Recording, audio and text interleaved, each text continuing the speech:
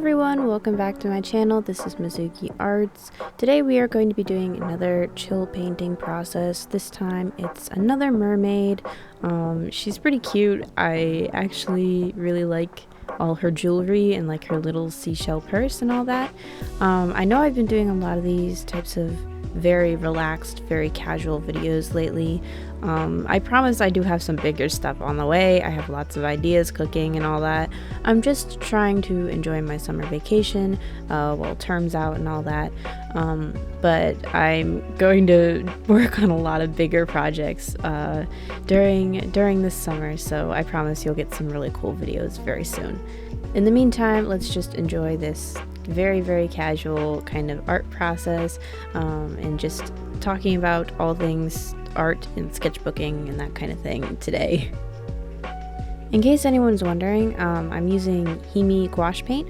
I know you saw earlier that I was using like my own personal palette, but the paint is from Himi, and I also have a little bit of Royal and Langnickel on my palette, just because I never clean my palette. I refuse to waste paint, no matter how cheap it is, you know.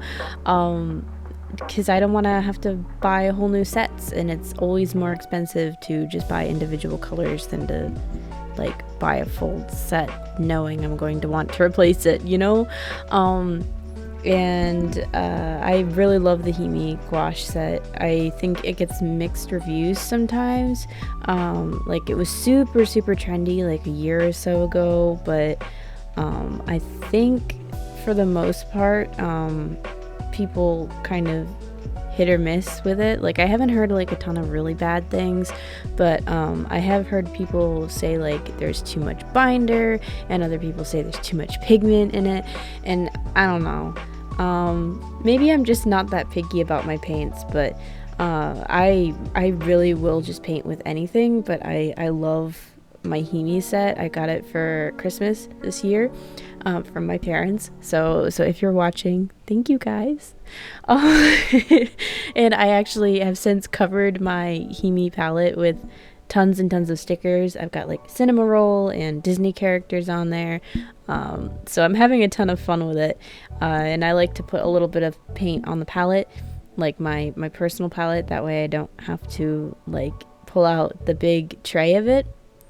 I guess that's kind of like the one thing that I don't like about it, is even though like the big draw is having all of your colors out, and that's why, or at least one of the reasons why I love it so much, but also some part of my brain goes like, what if I just dropped it? Like what if I, while carrying it, I just dropped it, you know?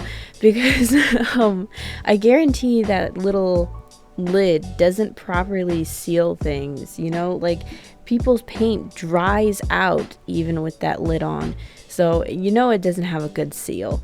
That's kind of my one nitpick with it, even though I love the set. Like it's so much fun to paint with. My one nitpick is that the latch is not very secure at all. Another kind of artistic endeavor I've undertaken recently is I'm fixing up my old childhood dollhouse. I actually haven't posted about this at all because I really don't know how to take photos of it. Like it's so big and so awkward, and it's literally in my garage right now. Like it's just like on a table in my garage, but I am working on re-wallpapering and re-flooring my old wooden dollhouse.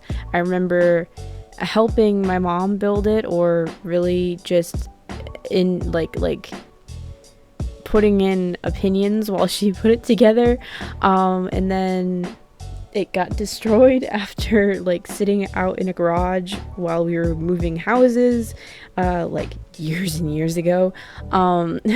Yeah, now I'm finally getting around to actually putting some love and care into this item that I have so many fond memories of playing with, and of course putting together with my mom. Of course it won't be the same, obviously, because I can't find like all the original wallpapers that my mom and I used originally, but I actually designed some of my own for this.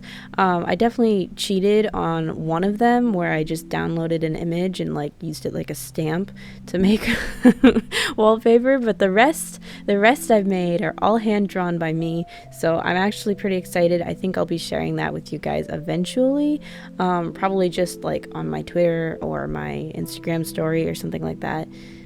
In addition, I also recently painted a pair of high tops. I'll put a little picture up on screen. I've done a pair before that was with like strawberries, but I felt the itch to do another pair recently. So I purchased another pair of super cheap high tops, and yeah, now they're painted. Plus, I really love like quirky fashion, so I find just having shoes that are unique like that is like really fun for me, which is one of the reasons I really wanted to paint another. I found these types of projects are like super important for me to stay creative, so yeah, that's why this week I kind of had to take like a little break and do some other things. I just got really frustrated with my like painting progress and feeling kind of art blocked and also kind of burnt out. So I had fun just working on other things that were just hobbies, you know, and I only have to share if I'm happy with the results, that kind of thing. And the reason for me that's so different than like working on a YouTube video is because I'm really trying to get my YouTube monetized. So I'm trying to get a video out every 2 weeks, plus shorts posted in between. But I think I'm going to try at some point to up it to once a week. I don't really know. I'd kind of like to have a video or two extra like backlogged before I try to do that. So yeah, if you see my posting schedule change around at all, that's why. I might even switch to posting over the weekend just because everyone seems to post on the weekend. I don't know why. I assume it's just higher engagement or higher visibility or something. I don't know, but I kind of like my schedule now as is, so maybe not. But yeah, I'm going to try at some point to switch to weekly uploads because I do enjoy making YouTube videos and I really do want my channel to get monetized eventually. In the meantime, however, I'm just going to keep chugging along and probably going to try to get another shop update out at some point this summer. I'd like to do one before like the end of July, which feels really far off, but honestly it all comes so fast, you know. So that's one of my big goals for this month. And I really want there to be a lot of paintings in it, I think, because making merch can be so expensive. So yeah. Obviously, none of this is set in stone. I'm just trying to figure out how I'm going to balance everything out, because I feel like I kind of try to do a little bit of everything. Like, I love so many aspects of being an artist online. Like, I love editing videos, I love making content, and I also love running a shop, and I love, you know, sharing updates with my Ko-fi supporters and all that. There's just so many different aspects to it that I love that I do have a hard time, I think, sometimes putting my foot down and choosing to do like one or two like really well and then the others kind of like on the side, you know, because my interests in those change so much. And on top of that, I try to figure out like how I'm going to make it a career. Like, the social media side of being an artist isn't the only way to go, and I love children's books and comics and that kind of thing, but like, how do I balance all that with also like the parts that I love as kind of like a hobby, you know, like just painting for fun in my sketchbook and sharing videos and all that. There's just so much to it, you know. And something I've recently figured out with all that is that any pressure I put on myself to have my career quote unquote career, take off, especially like right now while I'm in school, is self-inflicted. Like, no one is expecting me to do everything perfectly, get everything on time, so to speak, hold myself to the schedules like crazy, and obviously learning how to do that is an important skill, which is why I'm so proud that I can set deadlines and all that. But I also have to understand something about my own life, which is that I'm still in school, and sometimes that kind of has to come first. Like I still have to, turn in assignments on time and make sure I'm paying attention and focused so that I can pick up as much as I can from my professors. Usually that's not what happens though. I obviously have pets and I have responsibilities at home, and of course I love to paint and do my own thing in my own time, and when I start a project I usually end up just straight up obsessed with it. Like, it's never like a casual thing when I start something. Like, it's usually something that takes over my time. Even if I have other things that I'm doing, I'm thinking about it, Anyways, I think that's enough on that topic. One other thing I'd like to talk about is actually a goal that I never got around to.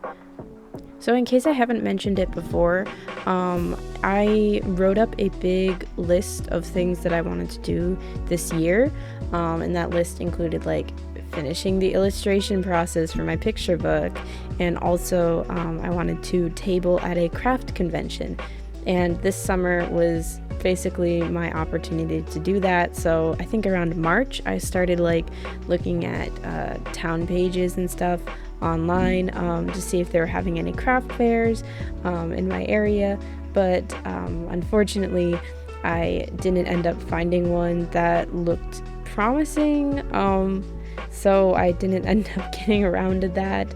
I guess I'll have to try again next year. And the whole reason I'm mentioning this is because sometimes you don't get everything on your lists done.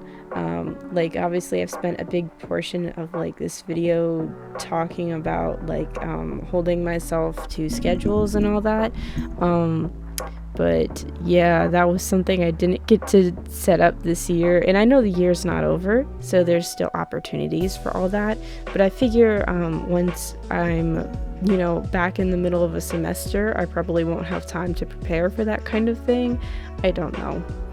So yeah, I know this video was super casual, and hopefully it wasn't actually like boring or anything. I hope it was just like we're a couple of friends in a Discord voice chat or something. But anyways, thank you guys so much for watching, and I'll catch you guys next time. Bye.